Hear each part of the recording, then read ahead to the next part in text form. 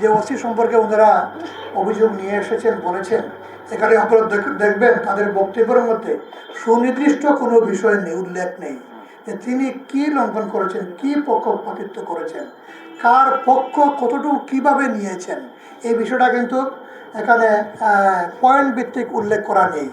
এটা একটা একটা কথা বলে দেওয়া হয়েছে, একটি পক্ষর দিকে ঝুঁকে পড়েছেন, একটি পক্ষ অবলম্বন করছেন, আরেকটা পক্ষকে হয়রানি করছেন।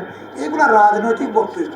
এই রাজনৈতিক বক্তব্যের মাধ্যমে একজন পুলিশ অফিসারকে অভিযুক্ত করা, তার দায়িত্ব পালনের ক্ষেত্রে আমরা মনে করি এটা বাধা তৈরি করা, এবং একজন পুলিশ অফিসার নয়, সকলের দায়িত্ব পালনে এটা বাধার একটা কারণ হবে। এবং এতে করে যেটা আপনারা লক্ষ্য করেছেন, আপনি যে প্রশ্নটা করেছেন যে এটা গতদিন আমরা বলেছিলাম যে একজন ছিনতাইকারীকে গ্রেপ্তার করা হয়েছে, যেই ছিনতাইকারীকে ছুটানোর জন্য একটি দলের শীর্ষ সন্ত্রাসীরা, যিনি একটি ওয়ার্ডের সাবেক এক দায়িত্বশীল একটি সংগঠনের, সেই ব্যক্তির নেতৃত্বে গিয়ে ফাঁড়িতে গিয়ে চড়াও হয়েছেন, এবং ফাঁড়িতে যাওয়ার পরে সেখানে পুলিশ সদস্যদেরকে হেনস্থা করেছেন, এমনকি শারীরিকভাবে হেনস্থা করেছেন, এবং এগুলোও ভাইরাল হয়েছে। এই জায়গা থেকে একজন ওসি সে যদি সন্ত্রাসীদের বিরুদ্ধে অবস্থান নেয় এবং এইটা যদি হয়ে যায় তার পক্ষপাতিত্বমূলক বিষয়, তাহলে এইটা আমাদের জন্য দুর্ভাগ্যজনক।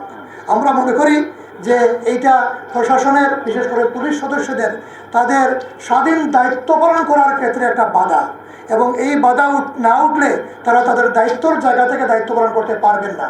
আমরা গতদিন আরেকটা বিষয় আপনাদের নলেজে দিয়েছিলাম যে 2 জন সন্ত্রাসীকে যৌথ বাহিনী অ্যারেস্ট করেছিল।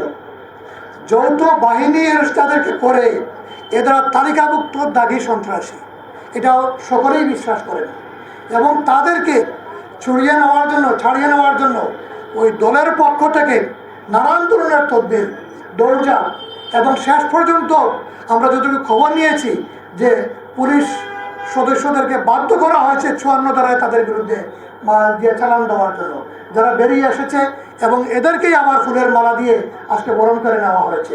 এই ধরনের অবস্থায় কিভাবে সুষ্ঠু নির্বাচন এবং পুলিশ তার দায়িত্ব পালন করবে, আইনশৃঙ্খলা বাহিনী তার দায়িত্ব পালন করবে, এটা আমাদের সন্দেহের তৈরি হচ্ছে। এই জায়গা থেকে জাতি এটা সঠিক বিচার বিশ্লেষণ করবে যে এটার উপযুক্ত তা আসলে কতটুকু রয়েছে।